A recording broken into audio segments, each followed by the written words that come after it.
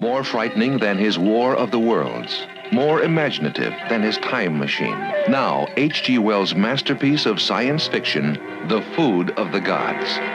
The terrifying tale of man fighting for his life against an ecology gone berserk. This is the last chance for an unsuspecting world against harmless animals and insects made huge and vicious by the food of the gods. Mark H.G. Wells' The Food of the Gods for a taste of hell. We're not talking about actors. We mean a real monster. I brought her back. She'll live and I'll get her another body. They're gonna kiss me, but don't let anyone see me like that. Please, doctor, help me! Biologically speaking, it's of primary importance that man should want to mate. Hey, that's... You don't get all your kicks from surfing, do you?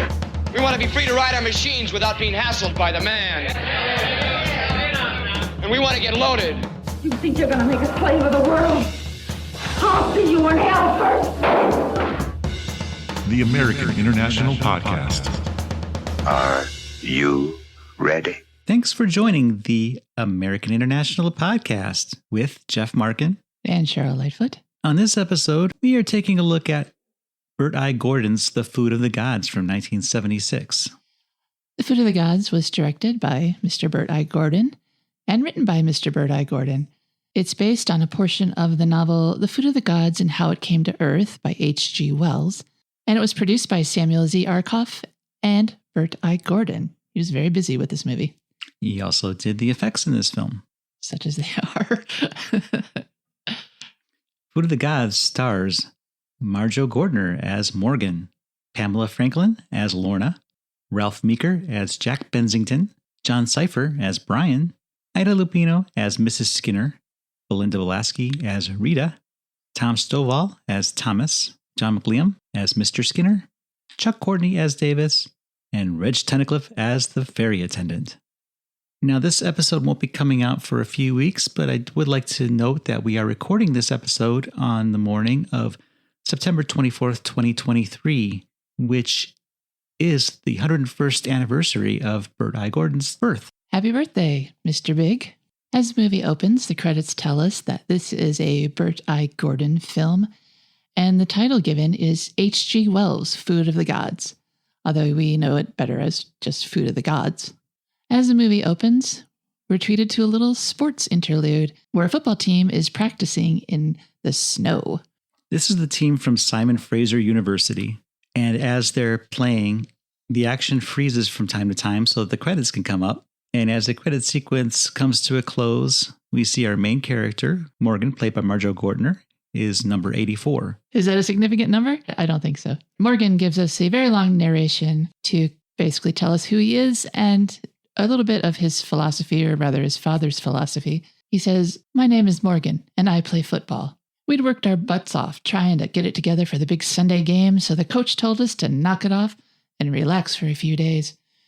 One of my teammates, Davis, came up with the idea that we'd head out to the island. What island? We don't know. He went ahead to make the arrangements. I talked our PR man, Brian, into coming along. I felt the day off would do him some good, too. It'll be great to be in the country again and enjoy some of the open spaces man hasn't screwed up with his technology. Stupid man. My father used to say, 'Morgan, one of these days the earth will get even with man for messing her up with his garbage. Just let man continue to pollute the earth the way he is, and nature will rebel. And it's going to be one hell of a rebellion.' He continues, Of course, I never took him seriously, but I still remember the way he looked at me when he said, 'You'll never know when and where it's going to happen. And once it starts, you'll never know how and when it'll stop.' It's funny how my father's prediction comes to mind when I go to the country like today.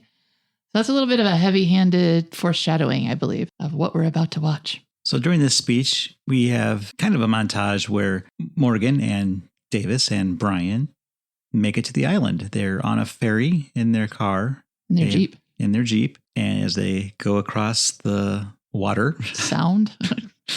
Lake? We don't know. They drive their Jeep off the ferry. And I guess they traded in somewhere for some horses and a couple of dogs. And they go out riding and... Yeah, the hunt is on. Harassing deer. They have 2 bloodhounds, 3 men on horseback, and they're all chasing after a tiny, terrified doe. It's kind of sad, more reminiscent of Bambi than anything at this point. They corner the doe at a fence, and Morgan just decides to let the deer go. I don't know what Davis had planned for this deer, but he's a little upset that Morgan did that. So he chases after the deer. Morgan yells at him to just let it go, but Davis is on a mission. He rides deeper into the woods looking for the doe, but instead of finding the deer, he hears buzzing overhead. The horse also hears the buzzing and stops. He looks up and he's surrounded by some giant bugs. Could be mosquitoes. Actually, it turns out that they're wasps, but we just see a silhouette. This is not a dumb horse, so he throws Davis and runs out of there. Once on the ground, Davis looks up to see one wasp in particular making a beeline for him. Haha. Davis seems to be mesmerized by this wasp as it just flies toward him and he stares at it. As it gets close, he does cover his eyes and head, but the wasp lands on his back and stings him several times. He does manage to get out a few screams, though, and that attracts Morgan, who comes looking for him. Yeah, Morgan hears Davis screaming and starts to ride in his direction. By this time, the wasp is gone, though, so Davis is just laying face down on the ground. Morgan jumps from his horse and rolls Davis over. And Davis's face is pretty swollen. His eyes are swollen shut. His mouth is pasty pink. He looks all dried out. Actually, it looks like they replaced him with an older actor, but it's probably just makeup effects. But he's a husk of a man now. And then Davis dies just as Brian rides up. Morgan tells Brian to stay with Davis and that he'll be right back. What's the point? Why stay with him? Make sure no wild animals come and eat him. Oh, okay. Carrion eaters. Morgan rides till he finds a cabin. He raps on the door, but there's no answer. We see the occupant of the cabin. She's walking around the porch. She goes inside. She knows that there's somebody out there, but she doesn't answer the door. Morgan walks around the side of the cabin calling for someone, and then he hears a noise coming from a barn. So he goes to the barn to investigate as the mysterious woman watches him from a window. And he can't believe his eyes once he walks inside. No, he is immediately henpecked by an enormous cock. I'm so glad I let you have that line. So now he has to fight this giant fake rooster head. It throws him down on the ground. They struggle, but Morgan finds a pitchfork and uses that to stab at the rooster and give himself a little bit of leverage so he can stand up. The pitchfork in its throat causes the cock to stop thrusting, and the bird falls dead. Morgan leaves the barn, and at least 4 giant hens just watch him go. Once outside the barn, he notices that there's somebody in the cabin. It's a woman, and he goes to the window to yell at her about the big killer cock, but she's angry at him for being in her barn. He's got no business being in there. And she pulls a rifle on him when she tells him so. But Morgan introduces himself and explains that there was an accident in the woods and his friend is dead. He's just looking to use the telephone. Well, they don't have no fancy phones at this cabin, she says. If he wants a phone, he needs to go back to the stable where he got his horse, out by the ferry landing. Morgan says that by the time he gets to that phone, it won't matter anymore. And I kind of wonder why not. His friend is dead. There's nothing to be gained by haste, I guess. But this movie raises a lot of questions that it never answers. He wants to leave, but Mrs. Skinner has something that needs looked at. She says that she wants him to look at something that scared the wits out of her. And he says he's already seen her chickens, so he's not sure he wants to see anything else that might be even more frightening than that. There's this thing inside her house, she says, and she wants to know if he thinks it is what she thinks it is. So she takes him into her kitchen, and down on the floor, there are a couple of holes in the wall, and she asks if they look like rat holes. Morgan says they look like it to him, and then Mrs. Skinner says they must have gotten into the food. What food, you ask? Well, she has some white pasty goo on the counter. And this goo is in several jars, hand-labeled FOTG. What could that stand for? Is that what you're feeding those chickens, he asks? She says no, this is the way it comes to us from the Lord. She says the chickens won't touch it unless it's mixed with the meal on the bran. And Morgan sees that there's a wasp there, and he says he seems to like it. It's a big wasp, too. Not as big as the ones that killed Davis, but it could get there. And their reaction to a wasp is much different than anyone that I personally know. Especially one that's larger than normal. Yeah, if a wasp is in the room, you don't just say, hey, there's a wasp. You panic and try to figure out what to do about it. But you burn the whole house down. You have no choice. But they just let it eat and go on with their conversation. And that is abnormal behavior. I think so. I thought the jar of FOTG mixed with the chicken feed looked like fiddle faddle to me. I don't know about you. I didn't give it much thought. I wasn't going to eat it either way. Well, I don't like fiddle faddle. So fiddle faddle, don't bother sponsoring us. This is Mrs. Skinner. as we find out because she can't stop talking about Mr. Skinner. She starts prattling on about how the good Lord gave him the stuff because they're deserving people who pray regularly. And because they have it now, they will never need money no more. Morgan wonders aloud what else might have gotten into the food, and he hates to think what would happen if the rats got into it, as she suspects. And she says if that happened, Mr. Skinner will know what to do, and he's sure to take care of it when he gets back. Yeah, Mr. Skinner is in the city right now making a big money deal for the food. And this is when Morgan takes his leave, but he says that he'll be back. He'll be back. He and Brian get back in the Jeep, and they're the first car on the ferry back home. They have Davis's body wrapped up in a blanket in the back. And they wonder what they're going to tell the authorities. And Morgan, I think rightly assumes that they'll be thought crazy if they tell them what they think really happened. So he says, we'll just let the coroner figure it out. And Brian says something about how in all the years that Davis has been playing football, he's never really had any injuries and never been laid out. How can a guy with all that luck end up dead like this? And Morgan, very callously, I think, says, I guess his luck just ran out. I thought this was his friend. That's so heartless. Back at the cabin, Mrs. Skinner is kind of on high alert. She's looking for signs of big things to come. I thought she's looking for Mr. Skinner, too. She's out there kind of doing the widow's walk on her porch. Out on the waters, the ferry is making a return trip to the island, and a man who we find out is Mr. Skinner, driving a red Volkswagen Beetle, steps out of his red VW Beetle, and he asks the ferry attendant if he's heard of any unusual goings-on out at the island today. The ferryman says not too much unless you count the guy who got killed stag hunting, which they were hunting a doe, by the way. He says that the man was killed when he fell off his horse, but that he saw the body and it was all swollen and bloated. This isn't the kind of unusual thing that Skinner wants to know about. He asks them if they've mentioned seeing some big things, and the attendant just shakes his head and he walks on because he wants no further part of this weird conversation.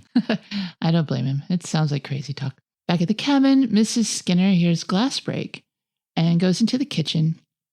Something has disturbed a jar of peaches that fell to the floor and broke. So she starts putting around the kitchen, putting everything away. Was it peaches? It looked like peaches, but they seemed out of season. This is a weird-ass movie, Jeff. We don't care about peaches being in or out of season. And they're in British Columbia. Do they have peaches in British Columbia? In the winter?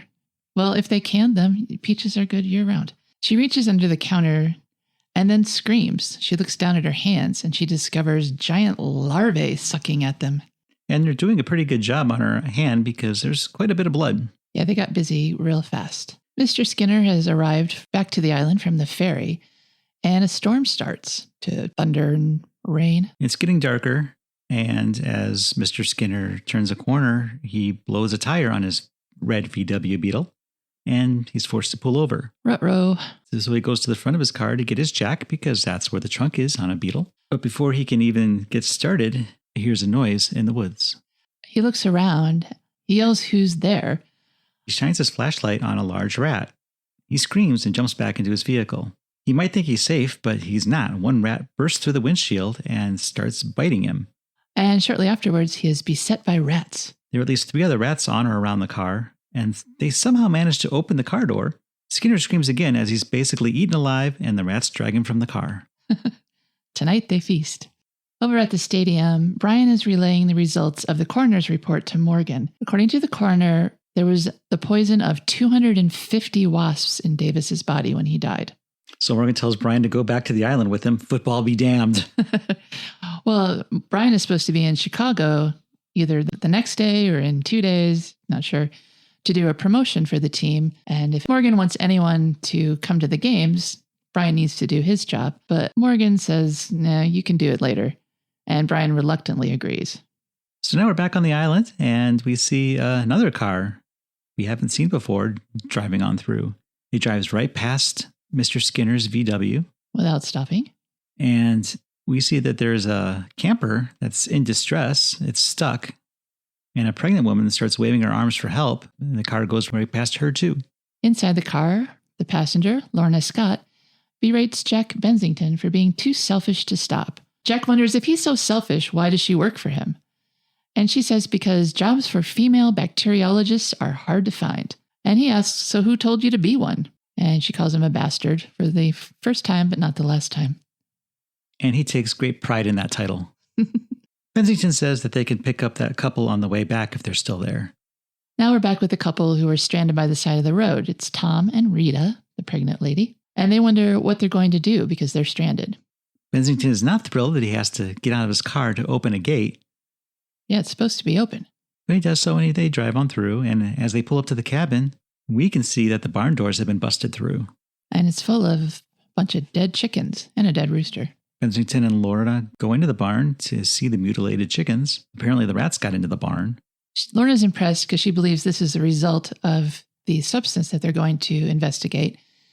But Bensington says... He's a little more skeptical. Yeah, Bensington's a little hesitant to credit that.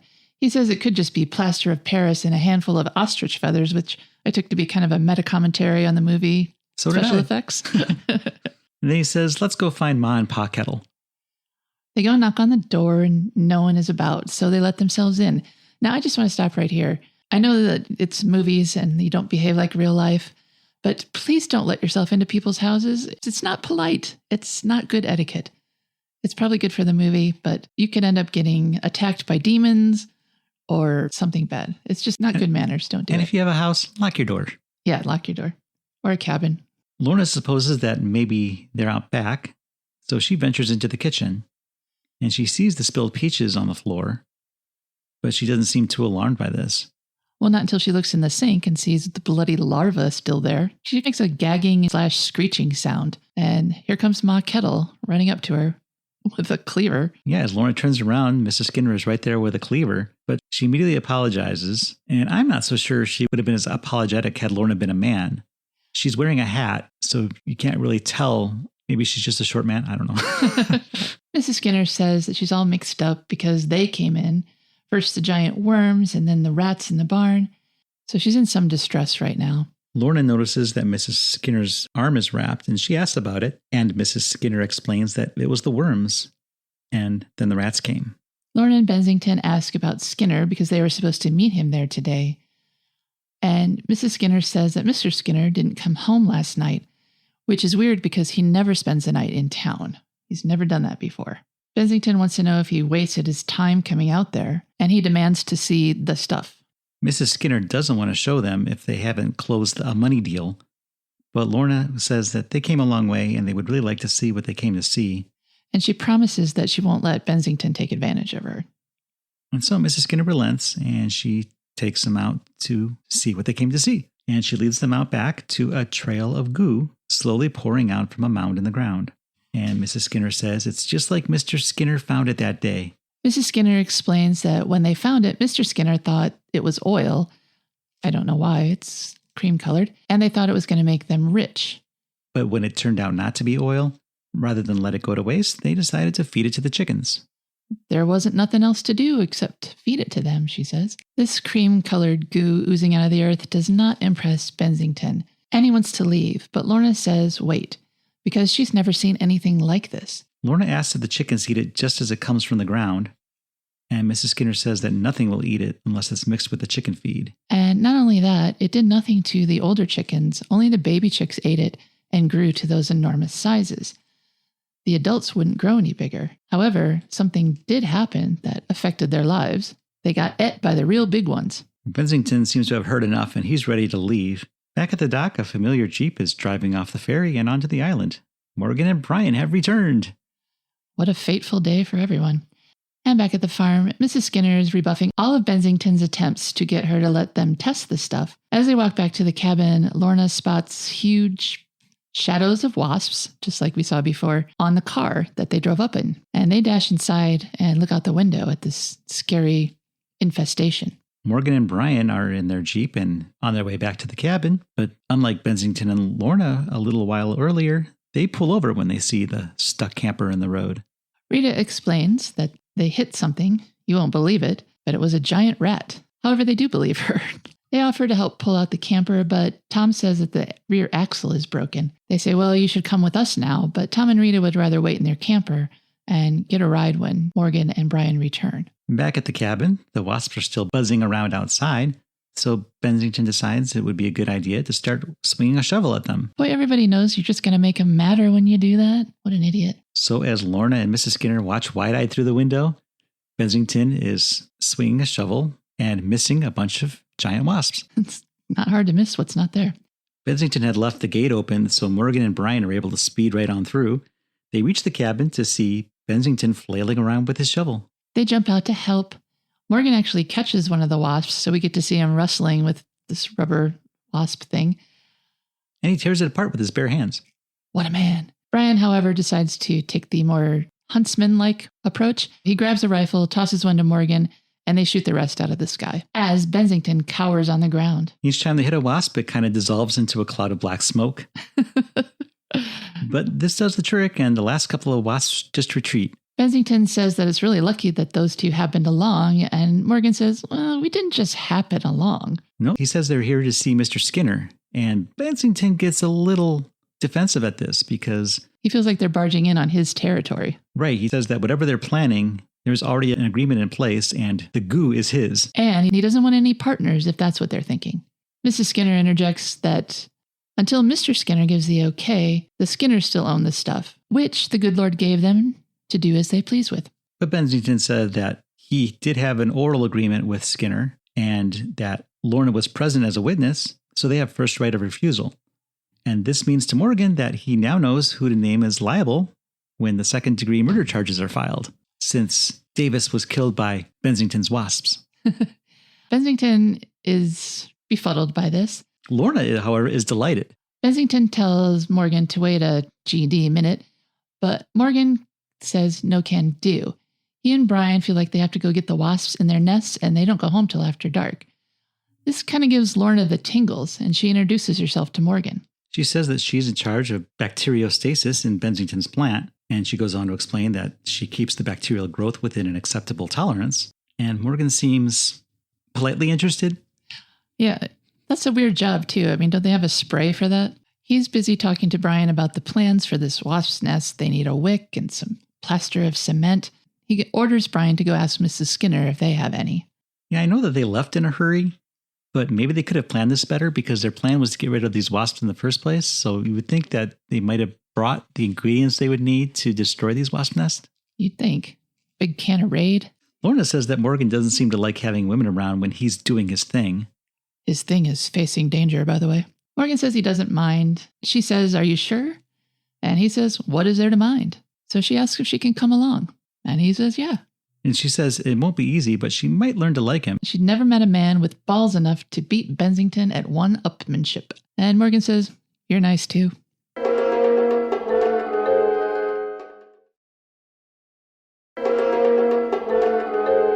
Now we're back with Thomas and Rita, who aren't waiting in the camper as they said they would. Rita feels the baby kick. She thinks it's a girl. Her baby kicks like a girl. Rita apologizes for being so grossly ugly due to her pregnancy. And Thomas apologizes for them being there. He thought this trip would help her to see things clearly. And what does she need to see clearly? Well, Thomas wants the baby to have his name. And apparently this has been an ongoing discussion. But Rita does not want to get married. She spouts a bunch of hippie rhetoric at him, but the upshot is she doesn't feel the need to get married just because they're having a baby together. In the woods, Morgan and Lorna have found the wasp's nest. It's not as big as I thought it was going to be. No, it's a large nest, sure, but considering the size of the wasps, it seems like it should be a bit larger. It's like the size of a smart car. Anyway, he can't do anything about it now, so he'll come back after dark, after the wasps have returned. We see the giant rats. Well, they just look like regular rats in this shot. And they're at play, and it's starting to storm. Now it's evening. Lorna is rewrapping Mrs. Skinner's arm, and Lorna suggests that Mrs. Skinner should return with them to the city so a doctor can take a look at it. But Mrs. Skinner feels she has to stay where she is until her husband returns. And besides, the Lord healeth the sick. It's in the Bible. Also, Mr. Skinner would want her to stay. So Morgan and Brian are returning to the wasp nest. They insert, I guess, the plaster of cement up into the nest, and then a long strand of what look like dinner napkins tied together. Well, they explain they made their wick out of rope rubbed down with powder from their shotgun shells. But it doesn't look like rope. It looks like dinner napkins. Well, whatever it is, it lights easily. The flames crawl up into the nest, and whatever they put in there goes boom. The whole nest catches fire. There's smoke everywhere, and the buzzing stops. So mission accomplished. And just then, Mrs. Skinner runs up, yelling that they took Lorna, and she's going to show them where. This confused me, like there might have been a scene missing, because the last we saw Lorna and Mrs. Skinner, they were sitting by the fire in the cabin. So we have no idea why Lorna went outside. Well, as the scene continues, she explains that the rats just came in, and Lorna was running from them, and the ground fell out from under her, and she wound up stuck in a hole. Right, but we don't see any evidence that the cabin has been breached at this point, once we're back in there. No, we don't. Morgan and Brian head up to the top of the hole and look down, and there's Lorna. Bensington asks if there's anything that Mrs. Skinner didn't feed the food to. Apparently there's a lot, because there's no giant bears or elk or moose. Or doe. Or doe, yeah. Boy, that deer would have been quite the catch. That would have been a great revenge story in this movie. That's Food of the Gods 2. We'll make that one day. That's been made. Oh, it has? Yeah.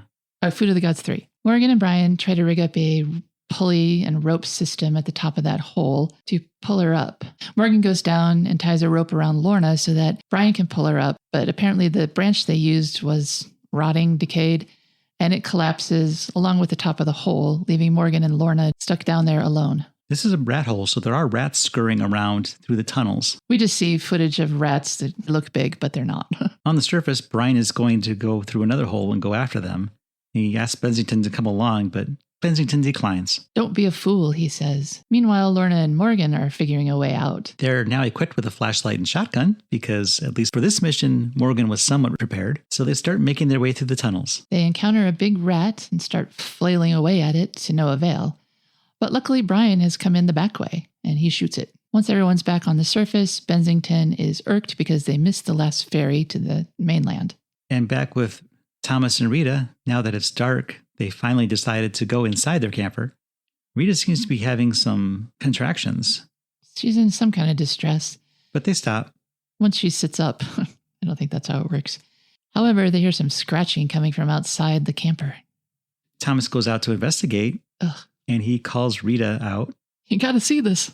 And what he shows her is that there are a couple of rats on the roof of the camper. Yeah, now the door's open, so the rats go inside. And then soon the whole caravan is overrun with rats. And Thomas and Rita have to run for it.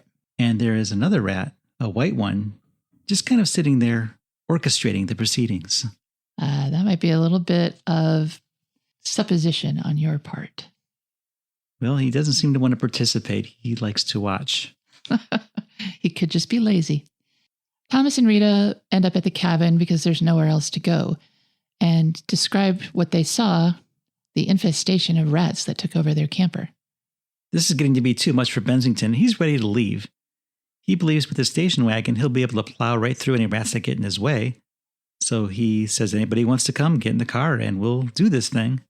Morgan takes command of the situation, for good or bad here, and he steals the keys out of the ignition of Bensington's car. He says he won't let anyone leave until he knows it's safe for them to do so. He's a bit heavy-handed here. He says that if they go, the rats will run them off the road, and then they'll be forced to either die in their car or exit the car and get eaten by rats. So there's really no happy endings here. He gives Bensington his keys back, but says that if Bensington tries to leave before Morgan says it's okay, there's going to be fisticuffs. And now Morgan does something a little hypocritical here. He decides that he and Brian are going to go out in the Jeep and have a look-see, just in case that Tom and Rita exaggerated how many rats they saw. They invite Bensington to come along as well, but again, he declines. Even Brian is not too thrilled about the idea. No, Brian's smart enough to realize that in an open Jeep that they'd be sitting ducks if the giant rats decide to come upon them. And he's right, but Morgan is immune to logic. As they drive off, Bensington mutters, "Dumb bastards." You know, when you're right, you're right. So Morgan and Brian reach the camper and... the camper, the model of the camper. And it's overrun by rats. Thomas and Rita weren't really exaggerating at all. No, and these rats snarl like panthers. So there's nothing that can be done. Morgan and Brian retreat. Back at the cabin, Lorna is talking to Bensington. She wants his help with Rita, who's still in distress from this pregnancy. Bensington is busy loading up the goo in jars, glasses, buckets, anything he can find. He yells at Lorna to get some more containers, but that's not on Lorna's agenda. Apparently, the flow has stopped, so Bensington feels like it's now or never. He has to scoop up every drop that he can. And why? It's for the children. Well, it's also to make him so rich that he can use $100 bills as toilet paper, even flush them down the toilet, not without impacting his wealth in any way. And Lorna says, well, I didn't know that's what you wanted the money for. And she notes that he may be a no-good son of a bitch, but he's a creative no-good son of a bitch. When Morgan and Brian reach the gate, Morgan stops the Jeep, and he gets out and closes it behind them. The whole time, Brian is whining about the whole situation. I think he's right in noting that that little gate is not going to stop a bunch of giant rats. But Morgan has an idea. Instead of going back to the cabin, he follows the fence just to see where it ends. And it ends in the water beyond the edge of the island. So he believes that if he can drive the rats into the water, they'll drown. Sure, rats can swim, but Morgan is betting that 150-pound rats don't really know how. Well, at least not yet. They might learn, but... That still seems like quite a gamble to me, but... Well, it does also, knowing that the live rats will stand on top of the dead rats and be able to get around this fence, which relative to a person would only come up to your waist. However, Morgan has one more element to this plan. He's going to rig up a generator and electrify the fence to, I guess, propel the rats in the direction that he wants them to go in. Back outside the cabin, Bensington is telling Lorna what his plan is. He's going to make big chickens and cows and sheep and ducks and fish and feed the world. Lorna wants to know more specifically, how are we going to feed these giant animals? But Bensington has a plan for that too. Yep, he's way ahead of her. He's going to have some of this goo converted to plant food and use it to feed them. Bensington's a little surprised that Lorna isn't in it for the money the way he is. But she takes the high ground and says that she's not like him. He's a number one whore. I would say he's more of a number two, but... Lorna leaves in a huff. Thomas is standing outside the cabin, and he mentions that he heard the argument. And Lorna says that she couldn't take the chance of the rats getting her before she had the opportunity to tell Bensington what she really thought of him. Inside, Rita is not doing well. Tom says it's all his fault, and Lorna asks, the pregnancy or the fact that they're out there? Thomas admits that it's both. Mrs. Skinner is talking to her lord and says that she'll never sin again. Just please don't let the rats eat them. Spoiler alert, her lord's not listening. And Morgan and Brian are working to electrify the fence. They have a big cable that they got from somewhere. It looks like jumper cables. And a fuel-powered generator that they got from somewhere. This may have all been in the back of the Jeep. But they forgot the plaster of Paris or cement. Did they need that? I don't have that here at all. Not for this. They needed it for the wasps. Oh, so okay. They didn't know about the rats. Right. They came here to get rid of wasps. He should have known about the rats, though, because the first time he was out there, he saw the holes in the cabin. It was a potential problem. But now it's a specific problem. Yeah. Once everything's all hooked up, they test that the fence is hot. And just as they do, a bunch of rats on a split screen come up. Yeah, the rats are gathering on the other side of the fence. So Morgan and Brian grab their shotguns, but Morgan wants to test the fence, so he tells Brian not to fire. As the rats get closer to the fence, Morgan juices up the generator, and the rats get on the fence, and some of them get fried, but most of them just run away. So Brian and Morgan take the Jeep to the edge of the island and see that the rats are drowning as planned. The plan is working. Yay. And as they leave, Morgan asks Brian if he counted the rats. And Brian says, of course not. And Morgan says that, well, if he had, he would notice that there were only about half as many as that they saw back at the generator. So the other half must be up to something else. Well, what they're up to is they disabled the generator and were able to get over the fence. Yeah, and also what they're planning is an ambush. Oh, no. Morgan thinks he's so smart, but he's not as smart as these rats. So now Morgan is wrestling with a rat on the ground. Kind of bopping it on the nose to fight it. Brian has a shotgun. He raises it, but he can't get a clean shot.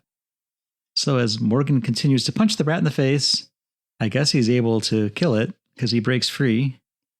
But Brian is overcome. Morgan grabs his shotgun from the Jeep and starts picking off rats, but it's too late for Brian. I guess it's too late for Brian, but he doesn't really check, does he? And nor does he retrieve his body to give him medical care if needed, or a proper burial at least. He just drives off alone. Now we're back at the farm. Bensington barks at Tom to get that pregnant girl. He's got a couple of jars of FOTG in his arms. He wants Bensington to get the pregnant girl, Mrs. Skinner, and everyone to come with him. He's leaving, otherwise the rats are going to kill them. And Tom, rather begrudgingly, complies. Lorna's listening to all this, and Riley comments that the reason that Bensington wants to bring Mrs. Skinner along is so that she can sign over the rights to this stuff. And this is when Morgan drives up alone. Bensington, on his way to his car to unload the goo in his arms, asks, "Where's your friend? Did he run off on you?" And that really angers Morgan. Morgan snaps and they scuffle, and Morgan decides he's going to break all the containers in the trunk of the car. So he's smashing bottles of FOTG, and Bensington is groaning and blubbering and whining, and it's not very becoming. No, not very dignified. Meanwhile, the rest of the cast is watching this, but Mrs. Skinner notices a rat incursion coming their way behind Morgan and Bensington. Thomas and Lorna grab the shotguns from the Jeep, and everyone runs inside, except for Bensington, who is trying to re-scoop his goo. I think we know what's going to happen here. Yeah, in no time at all, the rats swarm over him and start gnawing on him, and that's the end of Bensington. So inside the cabin, the windows are being boarded up, but the glass is being broken so that everyone with a shotgun can start shooting at the rats. And they're everywhere. Morgan takes a couple of shots at the rats, and then he sends Lorna in to look after Rita, who still isn't doing well. And he mentions that it looks like the white rat is their leader. That could be construed as racist, but let's just move on. Well, from his vantage point, what he sees is the white rat is in a tree, seeming to bark orders to the other rats who are lying around him. I guess Morgan speaks rat, because I don't. So, yeah, it's a little supposition on Morgan's part. But anyway, he tells Thomas to stop shooting because the rats are out of range and they're just wasting their shells. Mrs. Skinner says that the wells run dry because there's no water when she runs the pump at the sink. And we see outside that the rats have broken the pipe, although it looks like, what do you call those? Feeder bottles? Morgan starts breaking open shotgun shells. Thomas wants to keep the shells intact for defensive reasons. But Morgan says there's not enough shells to kill every rat. And he has another plan. He's emptying the shot into a basin. Thomas tells Morgan that it's Morgan's fault they're in this predicament, and they could have left with Bensington hours ago. He swipes at Morgan's basin and everything else on that countertop, knocking it to the floor. As Morgan goes to pick it up, he tells Thomas to go ahead and take Bensington's car because he's not going to be using it anytime soon. At this moment, Rita is going into labor. But it's cool because Mrs. Skinner has delivered a bunch of animals on our farm, so she knows what to do. Spoiler alert, it won't matter. Morgan goes back to harvesting the shot from the shotgun shells and asks Lorna if she knows how to work a gun so that she can man it at the windows. Lorna doesn't know how to shoot a gun, but Morgan gives her 1 sentence worth of instructions and she's good. And it's good that she's good because a door swings open and a rat appears and Lorna shoots it right in the face. Morgan shoves the body outside and closes the front door again and goes back to making his homemade bomb. Because that's what the shot from the shells is for. Lorna asks Morgan if he's afraid, and Morgan says sure, but he's more concerned about those rats out there that are trying to outsmart him. That are successfully outsmarting him. I wrote down, how hard could that be? And now things get a little mushy as Lorna says that if she said how she felt right now, Morgan would think she was crazy. He asks her to go ahead and say what she's feeling. And Lorna says that she wants him to make love to her right now. That's crazy, right? To which I say, yep. But Morgan doesn't think it's that crazy. And he goes over to kiss her, but basically says that the timing isn't right, but they will definitely continue this conversation when they get back to the mainland. But Lorna's afraid they're never going to get back to the mainland. And with good reason, because now the rats go back to attacking. Thomas comes in and says he needs more shells. And in the other room, Rita is starting to feel her mortality. She says she's imagined many ways of dying, but eaten by rats has never even occurred to her. Well, I don't know why not. It's a common way to die. And she says if it weren't for the baby, she wouldn't feel as bad about it. But she's about to be a mom, so she's got to protect her offspring. With the rats on the offensive again, Thomas is getting antsy that Morgan is just fussing around with his bombs. Morgan says, well, it's something to do. It's something to do is all you can do while you're waiting to die, except trying to prevent it. Trying like hell to prevent it. Mrs. Skinner isn't afraid to die, just speaking of philosophy, because she's convinced she'll be reunited with her husband. She's finally accepted that he's not coming back. Morgan informs Thomas that they're going out on a mission. Morgan tells Thomas to pick up the jars of gasoline and open the front door as he lights his pipe bomb. Morgan blasts a couple of rats with his shotgun and takes out even more with his bomb. But not all of them. Morgan and Thomas drive off in the Jeep. Thomas didn't really want to leave Rita, but Morgan didn't give him any choice. Once they're gone, rats start to swarm the cabin. And one gets in and kills Mrs. Skinner as she tries to hack at it with that cleaver. It's kind of an undignified death for a screen legend, don't you think? Lorna hears the commotion in the kitchen and goes in to see Mrs. Skinner's bloody body laying next to a big bloody rat. Rats are continuing to break into the cabin. Lorna goes back into Rita's room and slams a rat's head in the door. Lorna and Rita are both freaking out because they can hear the cabin starting to creak under the weight of all these rats. And indeed, the roof collapses and a rat falls into the room with them. I don't know if Morgan ever let Thomas in on the plan that he's been drafted to help with, But what they are doing is they're blowing up the dam. I'm not sure what this dam's purpose is. It doesn't look like a dam. It just looks like a retaining wall. You can't see a whole wall of water behind it. Well, not only that, but the door is connected to a rock, which is just sitting there open. There's nothing, you can just walk around it. We're just going to have to suspend our disbelief and move on. Yep, the waters are flowing on the other side of this dam, so they're going to blow it up and those waters will come flowing through. Morgan and Tom drive off. As water rushes in behind them. Back at the rat cabin, Lorna is delivering Rita's baby. It's going pretty well considering, and surprise, it's a boy. Morgan and Thomas arrive back at the cabin to find it covered with rats. They explode another of their homemade bombs at the porch, but it doesn't do a whole lot, and so they shoot their way in. They go inside just as the floodwaters come in. Yeah, they're coming into the cabin. Morgan commands everyone to go upstairs. Like they couldn't have figured that out by themselves. Well, Rita did just have a baby, so she's probably not in any position to start scampering about. So anyway, as the rats drown in this water, the survivors of this ordeal go upstairs and find themselves on an impossible balcony. Well, actually, watching the movie, I saw it a few more times. So I believe that it's not impossible. We just didn't see it very often. Not all the rats have drowned. Some of them were actually on the roof. And Morgan starts shooting those. They're quickly disposed of, and it doesn't take long before all the rats have drowned, except for one. And which one is that? Whitey comes in for a final attack. Whitey the leader. Morgan's out of ammo, so he has to bash it on the head with the butt of the rifle. But he's successful, and the white rat also falls into the deep, deep waters that are about 3 feet high. So some time passes. We don't know how much. The water goes down to normal levels. Morgan and Tom are dragging bloated rat corpses into a pile as Lorna opens up the, last jar of food of the gods and dumps it over the dead rats. And Morgan lights the whole thing on fire. I guess that's the end of them, he says. The end of Bensington's one last shot at immortality, Lorna says. And then they embrace. And now we see it's winter at the cabin, or late winter, early spring, but there is snow on the ground. And we see 2 jars with handwritten FOTG labels on them, and they're being washed out to sea.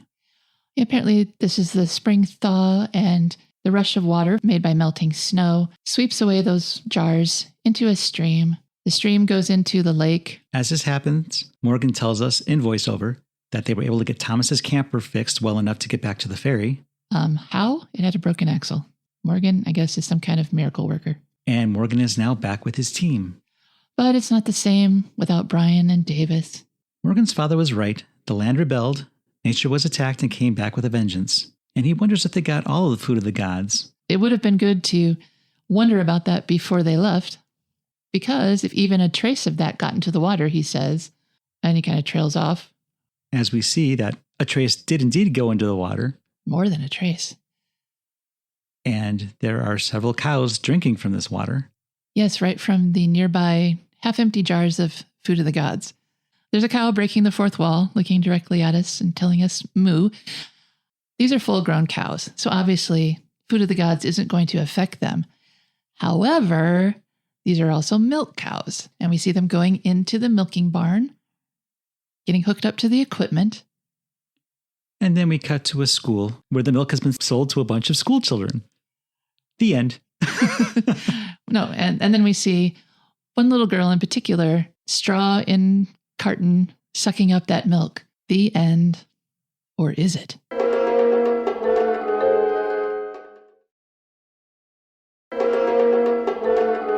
Welcome back to the American International Podcast, where we've been discussing The Food of the Gods from 1976.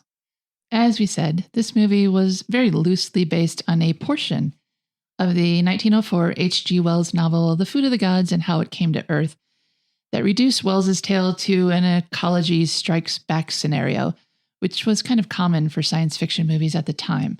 It kind of coincided with the environmentalist movement of the 70s, so obviously the time was ripe for this kind of movie. The first person to buy the rights to the H.G. Wells novella was Joseph E. Levine, who bought the rights in 1965 and hired Bert I. Gordon to direct and produce a partial adaptation of it.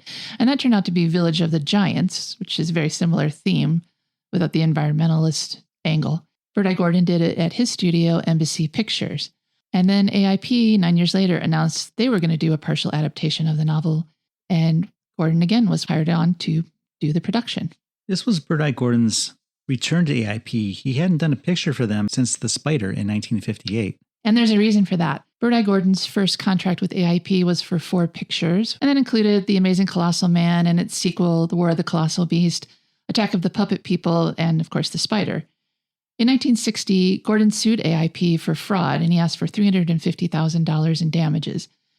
And amongst other things, the suit alleged that AIP formed numerous corporations for the purpose of diverting his profits, and they added additional expenses to the overhead, and that included an executive producer salary to Arkoff and Nicholson, even though they didn't perform that function for the films. And Gordon said that he knew his films were profitable, but he didn't get his share of the money. And even though I searched, I couldn't find the results of this lawsuit, but they probably settled in some way. And 18 years later, I guess no hard feelings, they got back to work together. Alex Gordon, no relation, had similar complaints and also left AIP around that same time to become an independent producer. He had been involved as associate producer, executive producer, or in the case of Reform Schoolgirl, as a casting director, with most of the in-house productions from AIP, from Apache Woman in 1955 to Submarine Seahawk in 1958. And prior to working with AIP, he had been involved with Edward D. Wood Jr. and is credited with co-writing the screenplays for Jailbait and Bride of the Monster. Production of this film began with special effects shots in Montreal in November of 1974. Gordon created a special effects process that would create the illusion of humans interacting with massive animals by splicing together footage of animals shot by second unit crews. Gordon was always a master of creating his own special effects for his movies. He would just take the budget he had and do the best he could with it. Special effects designer Thomas R. Berman created rat costumes so that the giant rats in the film could be played by child actors, including his own son. Oh, thanks, Dad. The rest of the film was shot on location in Bowen Island, British Columbia, and oversized versions of worms, chickens, wasps, and rats were used to help create the gigantic creature effect. There were 6 different mechanized rat heads and 4 human-operated rat costumes used in the production of this film. And the different rat heads had different functions. One would gnaw, one would bite, that kind of thing. But none of them looked realistic. The use of the swarm of rats as the main villain in this movie could have been a nod to movies like Willard and Ben, which were both part of AIP's television distribution. This film was a throwback to Bert I. Gordon's giant mutant movies of yore, like The Beginning of the End with its giant grasshoppers. But this being the 70s, you could now add gore to the formula and have lots of rat blood and human blood. Shooting the Food of the Gods was delayed by 2 minor earthquakes and a blizzard. Why did they start shooting in November in British Columbia? That's crazy. Gordon's wife at the time, Flora, is listed in the credits as both as a unit production manager and assistant director. And this film had only a $900,000 budget. Well, that's how you save money. You get your wife to do 2 jobs, probably for no pay. So were animals harmed in the making of this movie? It would kind of seem so. Unless Bert I. Gordon used undetectable FX, which is very unlikely, the scenes of rats running amok, being shot by what looked like paintballs, and in water way over their heads, possibly even drowning, it seems like there's a real possibility that some rats met unhappy ends during this production. It did look like a few of those rats actually drowned, unless they took the time to make dead rats to float on the water. Maybe they just found some dead rats that were dead already by natural causes that had lived long and happy lives. Yeah, probably not. Yeah, so anyway, content warning if you ever watch this movie and you're very sensitive about that kind of thing. This movie premiered on June 18th, 1976 in the U.S. and was a huge hit at the drive-in. It was American International Pictures' most successful film that year. And even though it wasn't a true sequel, it did lead to the release of Empire of the Ants the following year, which was another Bert I. Gordon production featuring giant critters. Ants in this case. Well, it's in the title. And when Scream Factory released this film on Blu-ray in 2015, it was as a double feature with the movie Frogs. Frogs being another Nature Gone Wild revenge film. As might be expected, this film was not well reviewed when it came out. Roger Ebert of the Chicago Sun-Times gave it 1 star out of 4. And Vincent Canby of the New York Times called the film a stunningly ridiculous mixture of science fiction and horror film cliches. Gene Siskel of the Chicago Tribune gave the film half of 1 star out of 4 and wrote, "The heavy television ad campaign promises 6-foot monsters and panther-sized rats. What it should promise, if truth in labeling applied to film ads, is rotten special effects and a laughable script." Tom Milne of the Monthly Film Bulletin called it a truly appalling piece of SF horror in which the cretinous dialogue, hopefully illuminating the follies of human greed and tampering with nature, poses more of a hazard to the cast than the crudely animated giant wasps or monster rat and cockerel heads stiffly manipulated from the wings. Nobody loved it. Well, not nobody. The Food of the Gods was nominated for the Best Horror Film by the Academy of Science Fiction, Fantasy, and Horror Films for the 1976 Saturn Awards. But on the other hand, Michael Medved gave it the Golden Turkey Award for Worst Rodent Movie of All Time. Wow, that's up against some pretty stiff competition. The Food of the Gods was the second in a 2-picture deal that AIP had with Marjoe Gortner. He had previously appeared in Bobby Joe and the Outlaw in 1976. And Belinda Balaski was also in that film with him. That would be the end of Marjoe Gortner's career in AIP proper, but he was involved in a couple of AIP outliers. American International Pictures had produced the movie Star Crash, which they sold to Roger Corman, and he distributed it himself in 1978. And Marjoe also appeared in the movie Hellhole in 1985, which came from Samuel Arkoff's Arkoff International Pictures after the Filmways takeover of AIP. And the only other member of the cast who had done an AIP movie before this is Ralph Meeker, who was in The Devil's Eight, which came out in 1969. So, Cheryl, as you know, we use a scale to rate our movies of AIP, where A is awesome, I is intermediate, and P is pathetic. I do know that. So since you know that so well, how did you apply that scale to Food of the Gods? This was a hard one to rate because there is a lot of entertainment value in watching the attempts to make us believe that giant creatures exist and are fighting humans. However, perhaps it looked good in 1976, but in 2023, it doesn't look so good. It's not that believable. You can see where the seams are between the split screens. You can see the giant animal heads are merely manufactured and not really animated. You can see where all the flaws are in the special effects, and that makes it really hard to enjoy the movie. Did make me laugh several times, so I'll give it a positive for that. However, the acting isn't that great, especially our lead, Marjoe Gortner, who spends the entire movie looking slightly constipated. He just has this furrowed brow the entire time, slightly befuddled maybe, just wondering, why is this happening to me the whole time? And he seems to make an endless chain of bad decisions to get his friend killed, other people killed. He's supposed to be our hero, and he's not that heroic. So it's really hard to get behind his character and root for him. And there's not a whole lot else to recommend it other than the few chuckles that I got from watching the giant rooster try to peck him to death. And the treatment of the rats was a little distressing. It's a little hard to watch that, knowing that they probably all didn't make it. They may have died for this. So even though I wanted to like this movie, I liked silly sci-fi, I just couldn't get behind it.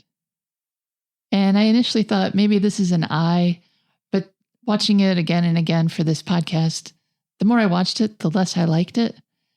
So I think I'm going to give it a P. It might be a P plus, but it's still a P because it just didn't have enough to outweigh all the negatives. The silliness of it, they didn't really lean into that. They didn't make it fun or funny. We're supposed to take it seriously, and it's really hard to do that. I thought the ending of the movie was a little heavy-handed too. That's very forced, environmentally friendly message. And the ending of the movie just kind of reinforced how dumb Morgan is as a hero because he left 2 giant jars of Food of the Gods when they made their escape from the island. Thanks to him, all of mankind is doomed now. So yeah, I'm going to give it a P because it really could have been a lot better, and it wasn't. What do you think, Jeff? Well, aside from lacking a car crash that results in an inexplicable explosion. I think Food of the Gods has just about everything I could possibly want from an AIP film. I was missing that car crash. You need some sort of a monster. In this case, we have giant chickens, wasps, and rats. The characters, there are a few unusual characters who stand out. Most of them are pretty drab and boring, though. Mrs. Skinner is presented as an uneducated religious zealot who is used to having her husband around to do all of her thinking for her. Jack Bensington is the human villain of the picture, and he lets us know right away that he's an ass, but he takes pride in that. And the other characters, they don't really have much to do other than just creating drama amongst themselves or becoming rat chow. Belinda Balaski as Rita, she's only there because she's pregnant. And it's just another layer of drama to have her give birth during this whole ordeal. Tom Stovall as Thomas, he's there so she has a partner and she's not alone. And that's really all he has to do. He's not even there for the birth of his child because he's busy blowing up dams. And Pamela Franklin is there just to kind of force a love interest into the story. So she's probably the most unnecessary to this plot. I mean, the most exciting thing she does is she falls into a hole. And that happens off screen. Jon Cypher as Brian, his job is to take orders from Morgan and whine about it. And Ratchow. John McLiam as Mr. Skinner, he's just there to set the entire plot into motion. And that's all off screen too. The minute he comes on screen, he's dead. Ratchow. Chuck Courtney as Davis. He's there to die a gruesome death, and that's it. Is he Wasp Chow? I guess he's they didn't eat him. So I guess he's not Chow. He's there because his death is so gruesome that it's probably one of the more memorable moments from the film. And that brings us to Marjoe Gortner, our quote-unquote hero. I think you're accurate in your description of Marjoe Gortner in this film. He's a loser. He wins in the end, but it's a fluke because everything he does is screwing up and killing people. Lorna finds this attractive for some reason, and it's got to just be his attitude. He's got that type A personality. He gives off those alpha male vibes. Well, on script. But he definitely doesn't look the part. Marjoe Gortner started his career as an evangelist at the age of 4. He came from a family of evangelists, and eventually he realized that he didn't have the faith to carry it through, so he got tired of scamming people and decided he wanted to go into acting. And he was never able to become the leading man that he hoped to. And why? He's kind of weird looking. Maybe he just doesn't like scamming people as an actor either. A traditional leading man, for good or bad, is generally the tall, dark, and handsome type. You don't see a lot of blonde leads. I was trying to think of some. Leonardo DiCaprio was blonder when he was younger, but I don't know if it's his age or he just allowed himself to get darker, but he's not as blonde as he used to be. What about Brad Pitt? Brad Pitt, the same thing. He's gotten kind of dark. He was kind of a strawberry blonde to begin with. Nick Nolte, I don't know if he was ever considered much of a leading man, but he was the only blonde that I could think of who may have led a film, except for, of course, Hulk Hogan in No Holds Barred. Hulk Hogan should have been the lead in this movie. It'd been a totally more enjoyable experience. But taking all that into account and looking at the picture as a whole, I think this is just a fun movie. Sure, the effects are bad, but that's part of its charm. The acting is, I wouldn't say it's bad. It's not great, but I think that comes from a mediocre script. And I've met Bert I. Gordon a few times, and if I'm watching a movie and I know the writer, I kind of look at it differently because I see everything coming out of this person's voice. And I'm probably more critical of it because of that. So every line in this film, I imagine coming from Bert I. Gordon's brain. And so it's kind of tinged from looking at it from that aspect.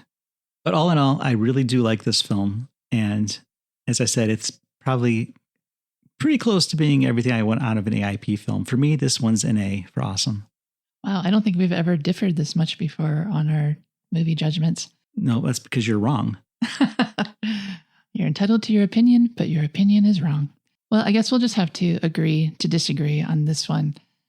I just wanted more, and I think with a different lead actor, definitely could have rescued this one for me. But Marjoe Gortner, he's not what I'm looking for in a movie lead with his weird white boy afro and perpetually pained expression. There's another thing that bothers me about this movie. It's a huge continuity error, I think. In the very name, The Food of the Gods. Who named it that? Mrs. Skinner did. But the movie establishes her as a hardcore Christian. Yeah, that just seemed a little off to me. The labels on the bottles say FOTG, which I assume is Food of the Gods. I haven't given a lot of thought to what else it could be, but that's obviously what it stands for, right? She would call it the food of the one true God, maybe, but definitely not food of the God. That doesn't really make sense grammatically. And the reason that it's alluded to as Food of the Gods is because it creates these super whatever eats it. Entities, yeah. Sort of monstrous mutants that don't come from nature as we know it. That's another reason that I love it. It's kind of similar to labeling everything on the Batman television show. The Bat computer. Yeah, it doesn't need to be named, but we're going to name it anyway, just so there's no confusion as to what this is. Well, they could have called it Strange White Goo, but that really doesn't work as a title, does it? This preceded The Stuff by 9 years, so they probably could have used that title. They would have been ahead of their time. Instead, they went really old school by calling it this sort of pagan Food of the Gods name. To cash in on the H.G. Wells novel, if there is any cash to be had in a in a story that is that old. Yeah, and also, aside from the title and a few details, they didn't really hew close to the H.G. Wells novel. I guess in not just despite, but because of this, you still like the movie. A lot. I do. It's not going to change my rating. It's just still an A. And mine has nowhere to go, but it's not going to go up, and it can't go any further lower, so I guess it is what it is. So this will wrap up our supersized episode of Food of the Gods on the American International Podcast. Until next time, I'm Jeff Markin. And I'm Cheryl Lightfoot. And we'll meet you at the drive-in.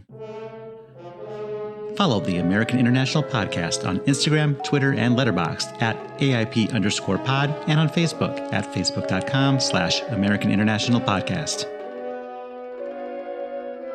The American International Podcast is produced and edited by Jeff Markin. A man whose mind is distorted by hatred. And Cheryl Lightfoot. A girl hungry for too many things.